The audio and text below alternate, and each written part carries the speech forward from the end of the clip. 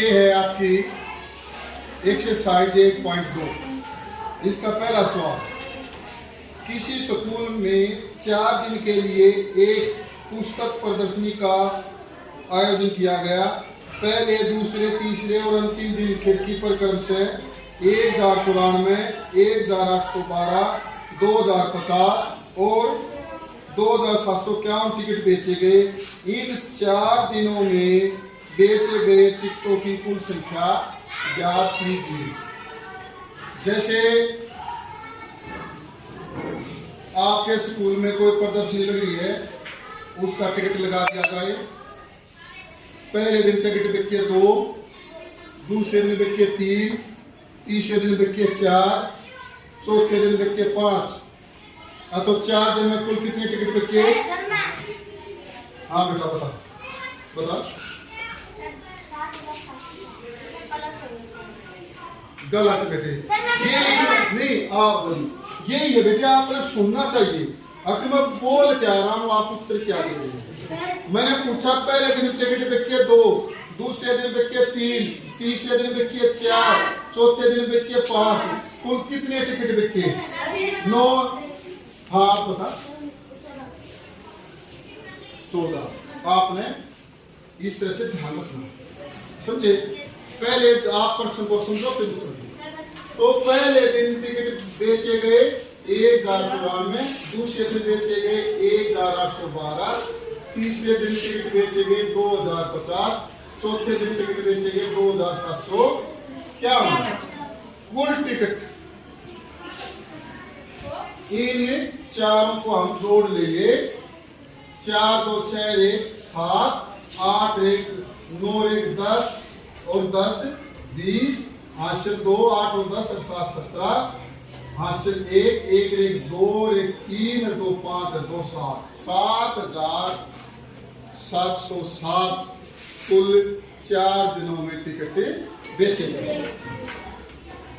दूसरा सवाल है, शेखर एक प्रसिद्ध क्रिकेट खिलाड़ी है। वह टेस्ट मैचों में अब तक 6980 रन बना चुका है। वह 10,000 रन पूरे करना चाहता है। उसे कितने रनों की आवश्यकता है? जैसे मैं आपसे पूछूं, मैंने 10 रन बनाने हैं, 3 रन मैं बना चुका हूं। 10 रन बनाने के लिए कितने रन और चाहिए? हाँ बता बेटे।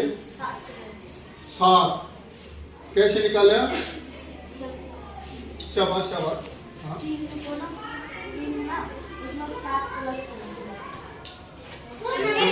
कोई नहीं, उत्तर इसने सही दिया। 7 रन और बनाने हैं, परंतु ये बता नहीं पाया। कोई बात नहीं, शाबाश।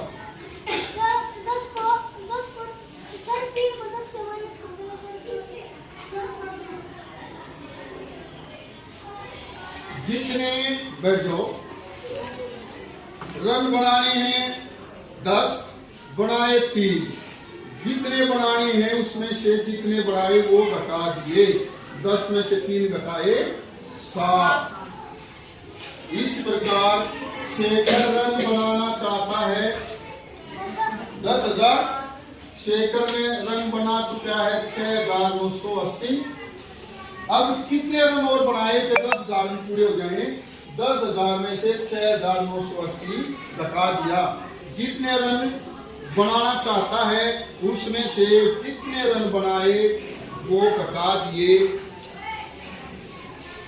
0 हासिल लिया। यहाँ 10 हो गए, 10 में से 8 गए 2, 9 में से 9 गया 0 और 9 में से 6 गए 3। 3020 रन उसने और बनाने हैं जब उसके रन पूरे 10,000 हो जाएंगे। अगला सवाल है तीसरा, एक चुनाव में सफल प्रत्याशी ने 5,77,500 मत प्राप्त किए। सफल माने जो जीत गया। जबकि उसके निकटतम प्रतिद्वंदी ने 3,48,700 मत प्राप्त किए। सफल प्रत्याशी ने चुनाव कितने मतों से जीता? अब मैं आपको क्लास के मॉनिटर के लिए, भाई मैंने आज क्लास का मॉनिटर चुनना है। और 3-4 बच्चे खड़े हो जाते हैं, मैं भी मॉनिटर बनूंगा, मैं भी बनूंगा, मैं भी बनूंगा। मैं क्या करूंगा, मैं वोटिंग कराऊंगा। बच्चे हैं आपकी क्लास में 40, जो जीता उसको मत मिले 20, दूसरे को मिले 10, तीसरों को मिले, टोटल कितने होने चाहिए, अलग अलग हो सकती है, पर तो निकटतम जो जीता उससे कम हुआ। सफल प्रत्याशी ने मत मिले 5,77,500, निकटतम प्रतिद्वंदी के मत 3,48,700, निकटतम और भी होंगे जो हार गए, पर इसके निकट ही हुए था। तो जितने वाले ने 2 मत प्राप्त करे, निकटतम वाले के मत उसमें से घटा दिए, तो इतने मतों से निकटतम प्रत्याशी से वो जीता। जैसे बताया था, जीतने वाले ने मिले 20, उसके निकटतम ने मिले 10, कितने मतों से जीता? हाँ बेटा 10 से। जो जीतने वाले के थे उसमें से जो निकटतम हार रहा था उसके मत घटा दिए। निकटतम का मतलब समझो, न्यू मत मान लो कि ये 2 थे और भी थे, समझिए। बैठ जाओ। अब अगला है, कीर्ति बुक स्टोर से जून के प्रथम सप्ताह में 2,85,891 मूल्य की पुस्तकें बेची। इसी माह दूसरे सप्ताह में 4,07,68 मूल्य की पुस्तकें बेची। कुल मिलाकर कितनी बिक्री हुई, किस सप्ताह अधिक हुई और कितनी हुई? तो ये है प्रथम सप्ताह जो बिक्री हुई 2,85,891। उसी माह दूसरे सप्ताह बिक्री हुई 4,07,68। पहले सप्ताह ज्यादा बिक्री हुई, दूसरे सप्ताह ज्यादा बिक्री हुई, कौन बताएगा? हाँ बेटा, दूसरे सप्ताह ज्यादा बिक्री हुई, दूसरे सप्ताह ज्यादा बिक्री हुई। अब दोनों कुल कितनी बिक्री हुई, दोनों जोड़ दिए। योग करना आपको आता है, जोड़ दिए बिल्कुल। इकाई के अंक के नीचे इकाई का अंक लिखो, दाई के नीचे दाई का, सैकड़े के नीचे सैकड़े का, फिर इनको जोड़ दो। जोड़ आ गया 6,86,959 की कुल बिक्री हुई। दूसरे सप्ताह की बिक्री हुई, पहले सप्ताह 2,85,891। अब कितनी अंतर ज्ञात करना, अंतर में घटाते हैं। हमने दूसरे सप्ताह में से पहले सप्ताह की बिक्री मूल्य घटा दिया और आपका उत्तर दिया। घटाती है ना सबको? ये चीज समझ में आई? कोई डाउट है? अगला लो। अब ये संख्याएं दे रखी है 1, 2, 3, 4, 5 अलग अलग अंक हैं। 5 अंक हैं अलग अलग।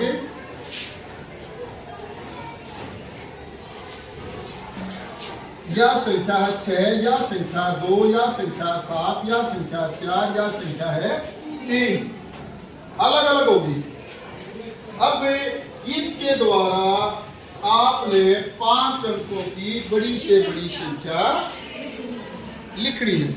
मैंने बताया था जब बड़ी से बड़ी संख्या लिखो तो हमारा अवयव क्रम में हम संख्या लिखते हैं।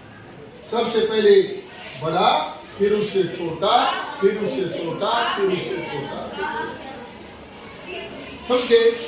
जब सबसे बड़ी संख्या लिखते हैं, जब अंक दे रखे हैं और हम सबसे बड़ी संख्या लिखेंगे तो अवयव क्रम में इनमें सबसे बड़ा अंक कौन सा है? 7, दूसरा 6, फिर उसके बाद 2 लिख दिए।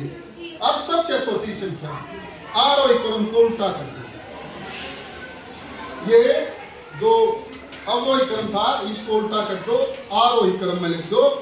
सबसे पहले छोटी, फिर उससे बड़ी, फिर उससे बड़ी, फिर उससे। यहाँ एक चीज ध्यान रखनी होता है, अगर आपका इसमें एक अंक 0 आ जाता है, अगर छोटी संख्या में सबसे पहले 0 नहीं लिखेंगे, समझे। अब मान लो यहाँ 2 की जगह 0 होता और वो कहता है इसकी सबसे छोटी संख्या बनाओ 5 अंकों की। अगर 0 पहले लिख देते तो फिर क्या हो जाएगा, ये 3, 4, 6, 7 रह जाता है, 4 अंकों की बन जाती है। मतलब जब 0 छोटी संख्या लिखते हैं, 0 से बड़ी कौन सी संख्या वो लिखकर फिर हमने सुनेगा। बात समझ में आया? तो ये आपने इन अंकों के द्वारा सबसे बड़ी संख्या बनाई और फिर यह सबसे छोटी। आपने इसमें एक 0 और लगानी है कि 6 अंकों की आप घर से सबसे बड़ी और सबसे छोटी 6 अंकों की संख्या लिख कर लेके आओ। अगला सवाल है, एक मशीन है, वो जनवरी मास में 2885 पैच रोज बनाती है। जनवरी के महीने में रोज कितने पैच बनाती है? 2885। पूरे महीने में कितने पैच बनाएगी?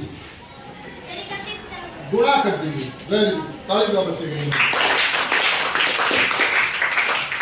जनवरी के महीने में 31 दिन होते हैं। अगर वो जनवरी के में पैच बना रहे 31 से गुणा करेंगे। अगर हम उसको अप्रैल में बना रहे, वो अगर 30 दिन का महीना है तो 30 से गुणा करेंगे। फरवरी का महीना है 28 से, फरवरी का महीना लीप वर्ष का है तो 29 से गुणा करेंगे। इस तरह से 2885 गुणा 31, 87,575 87,575 पेज वो रोज बनाएंगे। आपको बात समझ में आई? उसके बाद आपका है, एक व्यापारी के पास 78,592 रुपये हैं। कितने रुपये हैं? 78,592। और वो रेडियो खरीदना चाह रहे हैं। एक रेडियो का मूल्य 1200 रुपये है। एक रेडियो का मूल्य कितना है? 1200 रुपये है। तो 40 रेडियो वो खरीदता है। 40 रेडियो का मूल्य 1200 गुणा 40। जब एक का पता हो ज्यादा निकालते हैं तो गुणा कर देते हैं। एक रेडियो का मूल्य है 1200 रुपये, 40 का मूल्य गुणा में 40, ये आ गया 48,000 रुपये। रुपये उसके पास थे 78,592 और 48,000 रुपये के उसने रेडियो खरीद लिए। शेष कितने बच गए? जितने थे उसमें थे, जितने रुपए के रेडियो खरीदे वो घटा दिए, वो माइनस कर दिए, घटा दिए।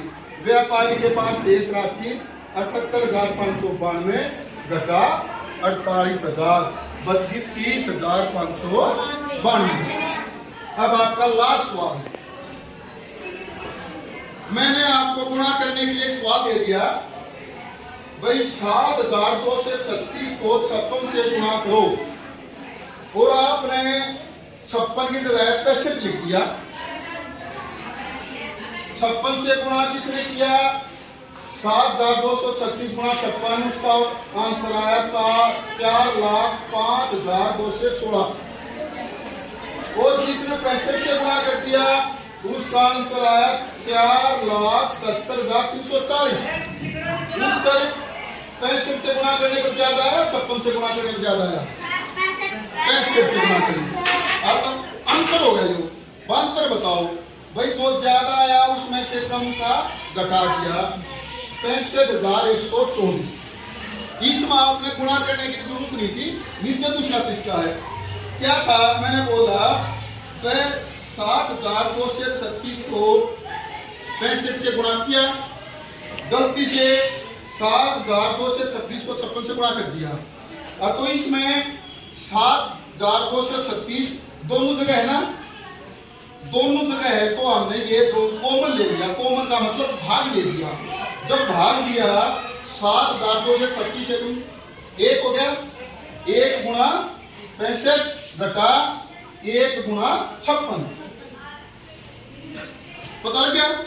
कोमल का मतलब होता भाग, बाहर काट के वो भाग दे रखा है, भाग दिया तो 7,236 एकम 7,236, बाकी क्या बच गया 65। यहां भाग दिए, भाग का मतलब बटा भी होता है, 3/2 हर का मतलब भाग, बट्टी में जो संख्या होती है वो भाग होती है, बटा उससे भाग 1/2, 1 को 2 से भाग कर रखा है, तो 65 घटा 56, ये 7,236 था। जो ब्रैकेट है ये कोई भी स्थानिक अंक, तो यहाँ पे क्या है गुणा, कितना बच गया 65 घटा 56 9। अब 7,236 को 9 से गुणा कर दो, आपका 65,124 उत्तर आएगा, यानी 65,124 आ गया। दोनों तरीके हैं, आप पहला तरीका अपना लो या दूसरा अपना लो, इसको दोबारा फिर देख लो। 7,236 को 56 से गुणा करना था, कर दिया 65 से, कुछ भी उसके यहाँ 72 से गुणा कर दिया, करना था, कर दिया 27 से, कुछ भी उसके, आप उससे गुणा कर लो, जिससे गुणा करना था उससे गुणा कर दी, और जिससे गुणा गलत कर दिया उससे गुणा कर दी। गुणा 56 से करनी थी, कर दी 65 से, जिससे करनी थी उससे गुणा कर दी, और जिससे कर दी उससे गुणा कर दी, दोनों आगे, दोनों का अंतर काटना था। दूसरा तरीका यह है, इससे गुणा करनी थी, अंतर काटना है, इससे गुणा कर दी, यो कॉमन ले लिया, अंतर बच गया 65 घटा 56, 65 में से 56 घटा दिए, 9 बच गए, 7,236 गुणा में 9 बराबर है 65,124, अंतर आ गया। आप ना गया समझ में बात? अब जो ये सवाल बताए गए हैं आप घर से करके दिखाओ, और कोई चीज समझ में नहीं आई तो आप आकर उन्हें पूछें। धन्यवाद।